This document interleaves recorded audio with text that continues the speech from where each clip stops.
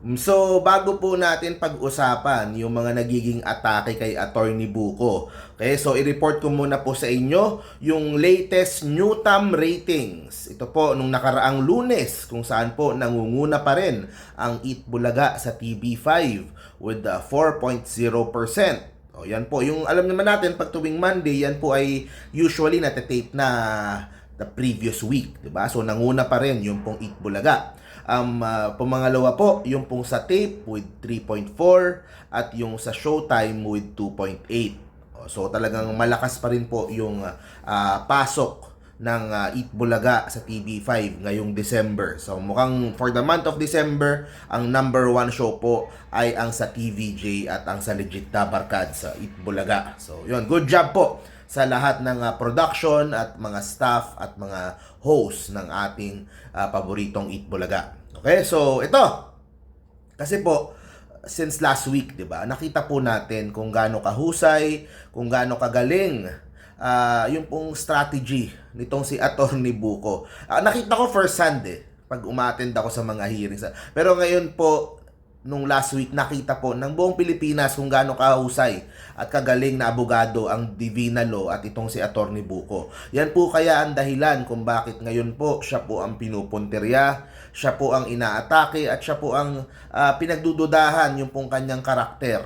Okay? So, ang pangit po na kailangan humantong sa ganyan, pero i-report na din po natin para malaman nyo po kung ano po yung mga na ginagawa ng kabilang kampo at pagdating po dito kay attorney. Okay? So, kahapon, nung sa live, ni-report ko yung pong article na pinost ng board listed kung saan po ang sinabi po nila, yung pong sa interview ni Attorney Buko kay Mr. Fu. Kasi ang sinabi doon ni attorney, tinanong siya, iyan ba yung sinasabi na baka January na gagamitin na yung Eat Bulaga ng TVJ? Yan ba ang hinihintay? So yun yung tanong sa kanya. Sinagot ito ni Attorney Buko, yes, hinihintay namin na lumabas yon. Most likely baka mga January. Yun po yung sinagot. Kasi by January, pag lumabas nga daw yung injunction, doon na magtutuloy-tuloy na Eat Bulaga. Yung pong show ngayon sa TV5. O ngayon, nag-post yung sa board listed at sinabi nila kung lumabas sa media ang balita na sa January na lalabas ang injunction, gaano kaya karami ang mga impormasyon na ipinakalat sa media? O kung anong interview, yun yung nilabas. Bakit kaya tila sigurado si Attorney Buko na papabor sa kanila ang desisyon ng RTC at magagamit na raw ng TVJ ang Eat Bulaga sa January 2024? May nangyari bang lutuan? Tama ba na sabihin ito ng ni Attorney Buko Marikina RTC? O tama ba na napagdudahan nyo yung Marikina RTC na sabihin na may nangyayari bang lutuan? Di ba? Kasi hindi naman pwedeng aakusahan nyo si Attorney Buko lang.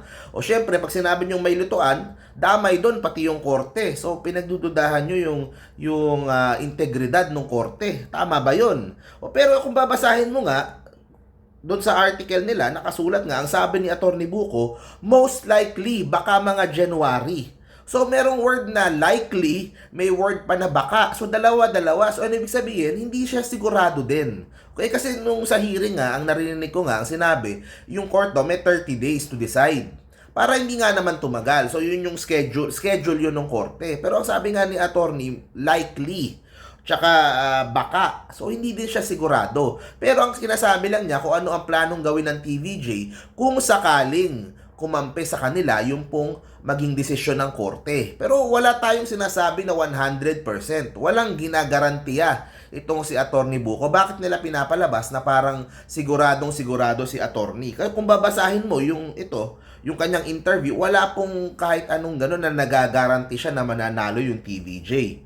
'Di ba? So, wala po Tapos, bukod pa doon po sa mga post na ng mga iba't ibang mga pages, ay iba-iba na po ang mga sinasabi na kay attorney. Ito, teka lang. Ito, basahin natin O, yung isa, ito, sinasabi na mekos-mekos na nga ba insan?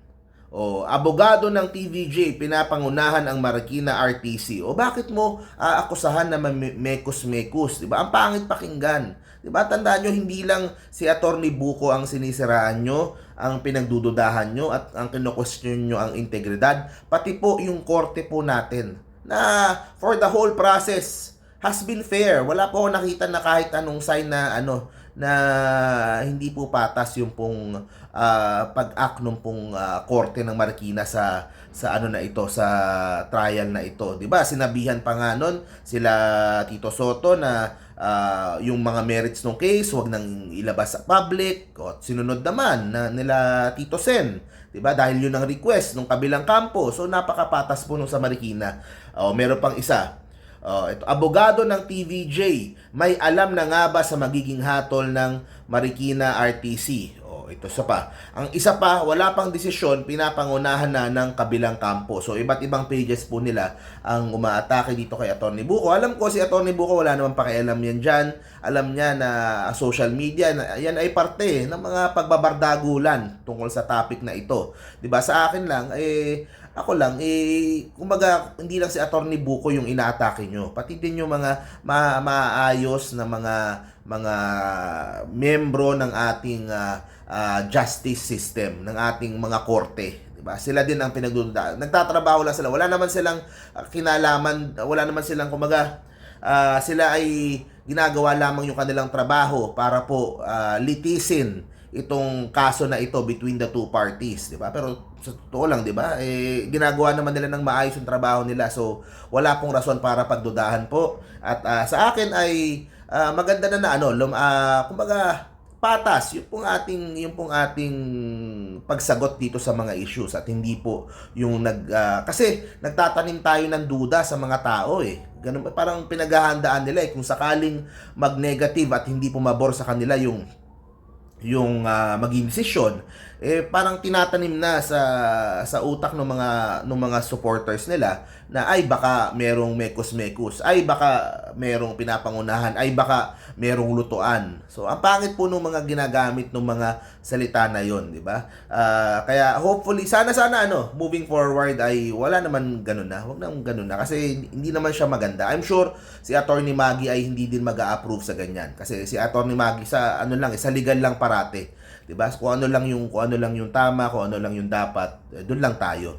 So, ayun guys, thank you very much po. Mamaya po FB Live, yan, palabas na tayo ng ating bahay at pupunta tayo ngayon. Tingnan natin doon po sa ating baka sa McKinley, okay? So, report ko na lang mamaya sa inyo pag nandun na ako. So, thank you very much. See you po sa next video po natin. Stay safe parati, guys. Have a great day, mga Dabarkads.